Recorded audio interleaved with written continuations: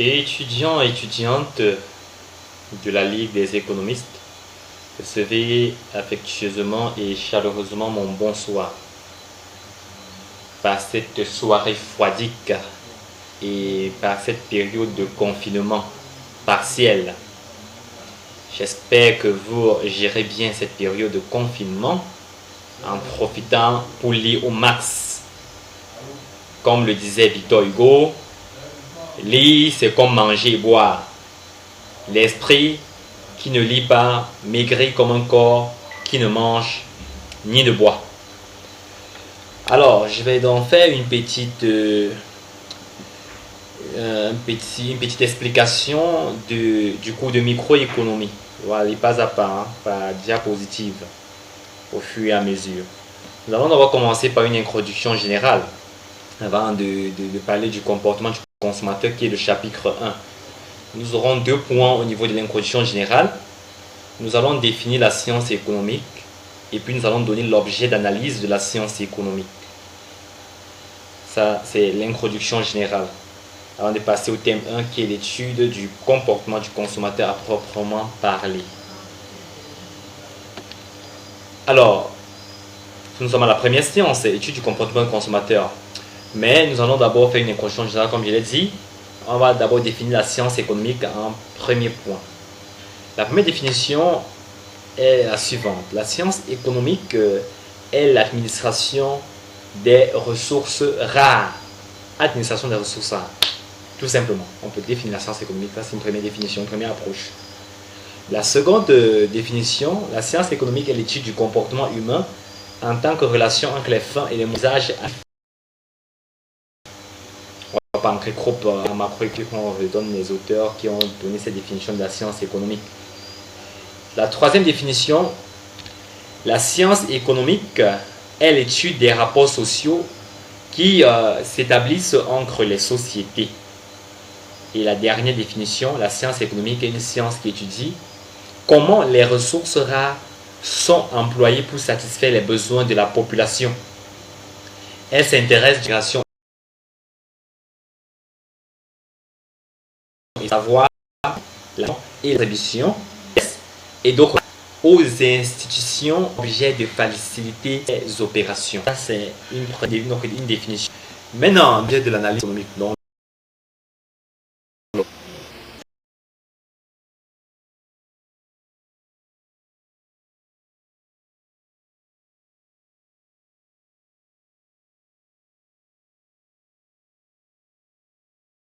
dans un premier temps, la microéconomie, étude individuelle, on dira comporte les agents économiques et les différents éléments dans les marchés. On va étudier le moteur du producteur que ont dans les marchés. Et autres. Étude du comportement.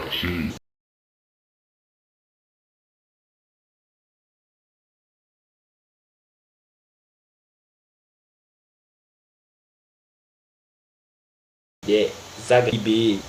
Et enfin, il y a une fois par au niveau la mésoéconomie qui est l'étude des données.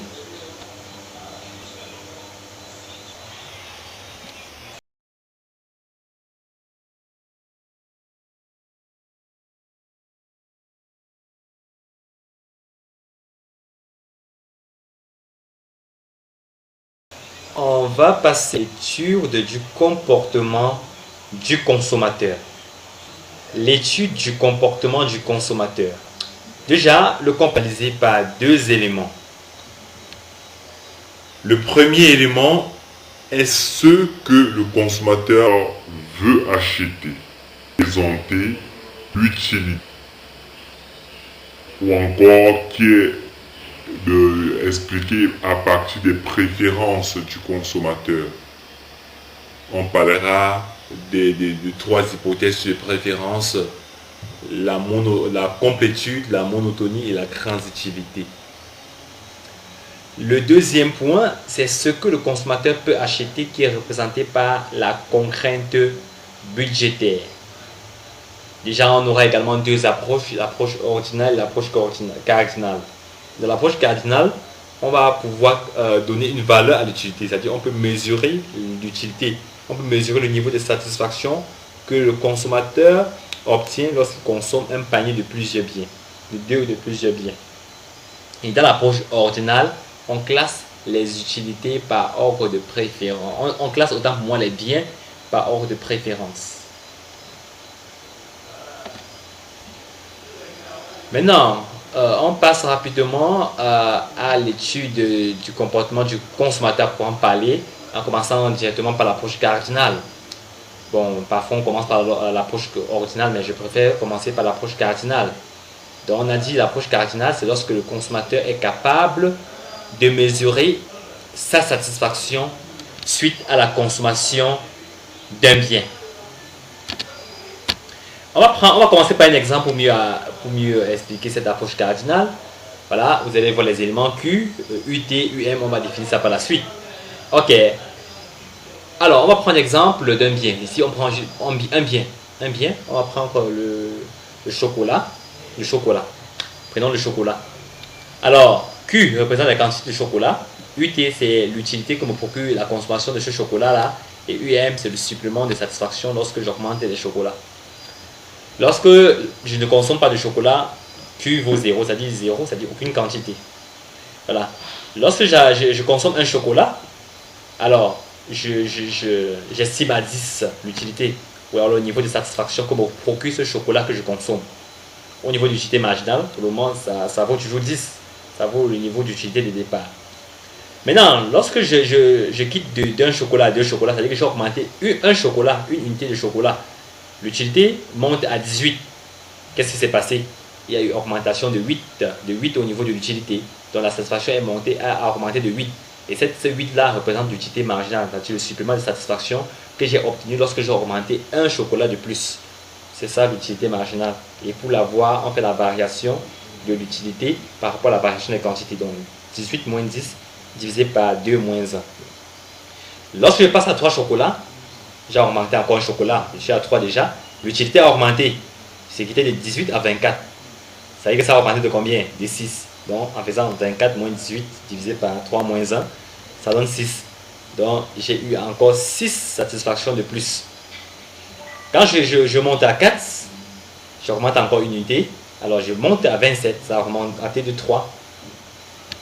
Quand je passe à 5, je passe à 28, l'utilité augmente encore d'1 seulement. Et puis, lorsque je passe à 6 chocolats, qu'est-ce qui se passe? Mon utilité reste intacte, inchangée. Alors, l'utilité marginale vaut 0. Alors, qu'est-ce qui se passe? En fait, ce niveau-ci, c'est le point de satiété. Si j'augmente encore un chocolat de plus, alors mon utilité, au lieu d'avoir de la satisfaction, ma satisfaction va plutôt diminuer. C'est un peu cela. Donc, vous remarquez qu'au fur et à mesure que les quantités augmentées, les quantités consommées augmentent, l'utilité que me procure cette consommation augmente également. Ça augmente également. Et l'utilité marginale décroît. Tout simplement. Donc, c'est un peu ça. Donc, au fur et à mesure que les quantités augmentent, l'utilité augmente et l'utilité marginale, le supplément, diminue jusqu'à atteindre le point de satiété. Tout simplement. Alors, on va donc définir les thèmes, on va définir les éléments que j'ai illustrés dans le tableau. Le premier élément, c'est l'utilité totale. L'utilité totale, c'est quoi? L'utilité totale, c'est la satisfaction qu'un consommateur retire de la quantité totale de biens consommés. Plus la consommation est élevée, plus l'utilité totale est élevée. L'utilité marginale, notée UM, c'est la variation de l'utilité totale suite à la consommation d'une unité supplémentaire. Donc l'utilité marginale, on va dire, est positive, mais elle diminue au fur et à mesure que la consommation du bien augmente. On va parler de la loi de l'utilité marginale décroissante. On va s'arrêter là pour la première vidéo. Voilà, c'était juste pour parler de sa première approche qui est l'approche cardinale de l'utilité. On va continuer avec la diapositive 10 tout à l'heure.